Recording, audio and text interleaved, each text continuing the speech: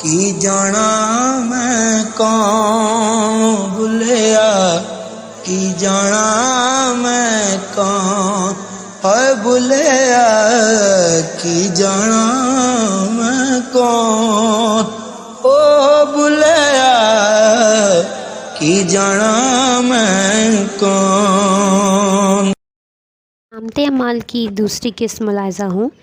ایک قاتل خود اعتراف جرم کر رہا ہے، ابھی اس کی ہچکیاں نہ تھمی تھی کہ بھوری ٹوپی سر پر سجائے جس کی کن پٹیوں کے بال سفید ہو رہے تھے، یوں گویا ہوا حضرات میں کبھی دادا گیری کرتا تھا۔ ایک بڑے تجارتی شہر میں میرا ڈیرا تھا، 5-10 بدماش ہر وقت میرے ساتھ ہوتے، افسران اور سیاسی لیڈر میری انگلیوں کے اشاروں پر ناچتے تھے۔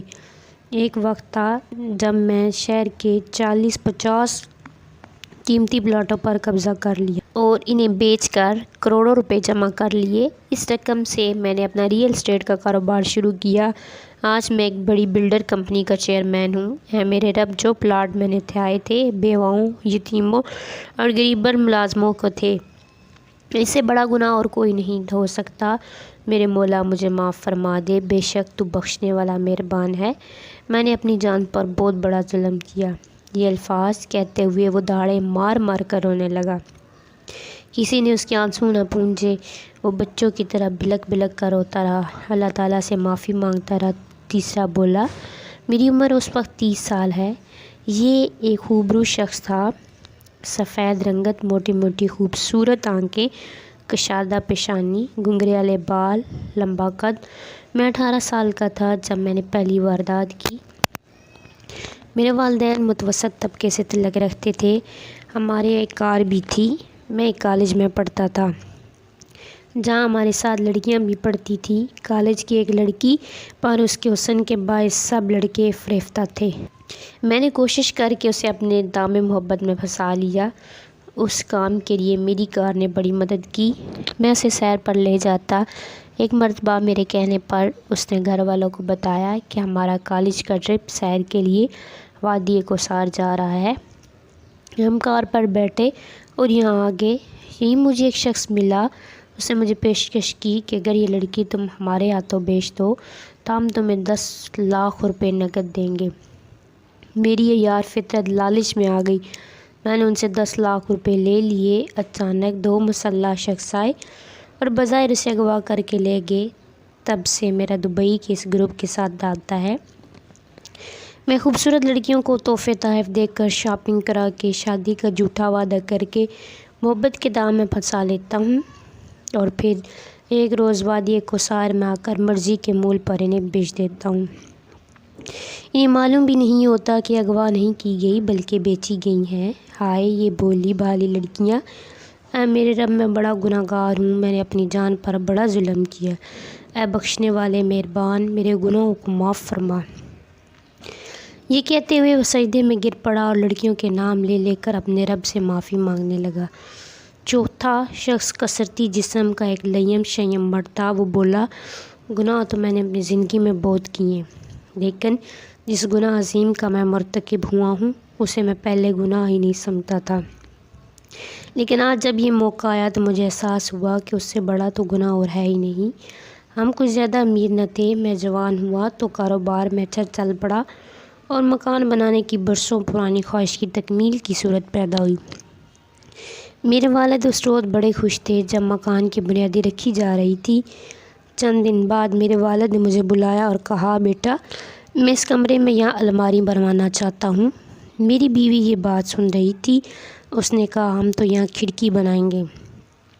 میرے باپ نے کہا، ابھی تمہارا خاوند پیدا بھی نہیں ہوا تھا۔ جب سے میں مکان بنانے کا سوچ رہا تھا تب سے میں یہ الماری بنانا چاہتا ہوں۔ میری بیوی اپنی ضد پر اڑ گئی اور دھمکی دی کہ اگر یہاں کھڑکی نہ بنائی گئی تو وہ میکے چلی جائے گی۔ میرے باپ نے فیصلے کے لیے میری طرف دیکھا، میں نے بیوی کی تائید کر دی اور وہ خاموشی سے وہاں چلے گئے۔ صبح جب وہ ناشتے کے لیے نہ آئے تو انہیں تلاش کیا گیا تو وہ اپنے بستر پر لیٹے تھے، لیکن ان کی روح قفس عنزری سے پرواز کر چکی تھی۔ اے میرے رب، باپ کی رضا اللہ کی رضا ہے، میں نے انہیں نہیں تجھے ناراض کیا ہے۔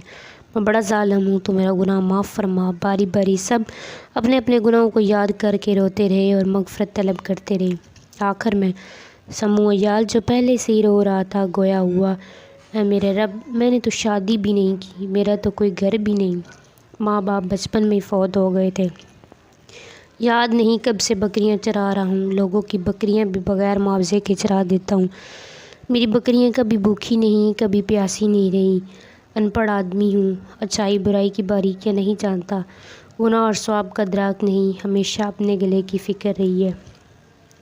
لیکن ایک بات جانتا ہوں، بکریاں چرانا مجھے اس لیے اچھا لگتا ہے کہ تیرے حبیب حضرت محمد مصطفیٰ صلی اللہ علیہ وسلم نے بھی بھیڑ بکریاں چرائی تھیں۔ اے میرے رب، میرے وہ تمام گناہ جس کا مجھے معلوم نہیں معاف فرما دے، ان تمام لوگوں کے گناہ بھی معاف فرما جو اپنے گناہوں کو یاد کر کے رو رہے ہیں۔ تو ہمیں ہر آفت عرضی و سماوی سے محفوظ رکھ، تو ہمیں انہونیوں سے بچا، تو ہمیں بخش دے، بے شک تو بخشنے والا مہربان ہے۔ ساری عورتیں، بچے اور لڑکے ان کے گرد گرد چمگٹا بنا کر کھڑے تھے، سب رو رہے تھے۔ شام ہونے کو آئی، اچانک کسی نے چلا کر کہا، وہ رہا رمضان کا چاند۔ سب کھڑے ہو گئے، مرغزار نے عجیب منظر دیکھا، سب مرد و زن ہاتھ اٹھائے، رمضان کی برکتوں کا واسطہ دے کر رب کائنات سے معافیاں مانگ رہے ہیں۔ اگلے روز نوکروں نے کھلے آسمان تلے ہی پکایا، سب نے گھاس پر بیٹھ کر تناول کیا، کوئی مرغزار سے باہر نہیں گیا۔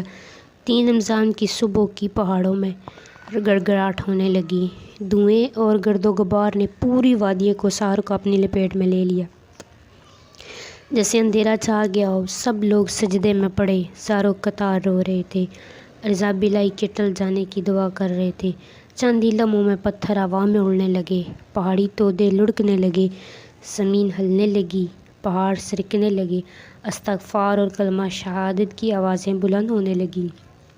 سپیر جب ہیلی کاپٹر مدد کے لیے مرغزار میں اترے تو تمام لوگ جو یہاں مقیم تھے اللہ کے فضل و کرم سے محفوظ تھے، ان کا بال تک بیکانا ہوا تھا۔ پوری وادی تباہ ہو گئی تھی لیکن کوئی گھر سلامت نہ بچا۔ 1 لاکھ افراد لقمہ اجل بنے تھے، 2 لاکھ زخمی ہوئے، 30 لاکھ بے گھر ہوئے۔ ہیلی کاپٹر کے پائلٹ نے حیران ہو کر مرغزار کے باسیوں کو دیکھا، چاروں طرف اونچی پہاڑیاں جو کچھ زیادہ دور نہ تھی، لیکن کوئی بھی زیرو متاثر نہ ہوا۔ جب پائلٹ نے انہیں نقصان سے آگاہ کیا تو پھر وہ ایک بار سجدے میں گر پڑے، شکرانہ بجا لائے۔ سمو عیال کی بکریاں بھی سلامت تھیں، ان سب نے سمو عیال کو گھیر لیا کہ وہ اگر اسے بر وقت نہ بتاتے تو وہ بھی شاید ان لوگوں میں شامل ہوتے جو شامت اعمال کی زد میں آئے تھے۔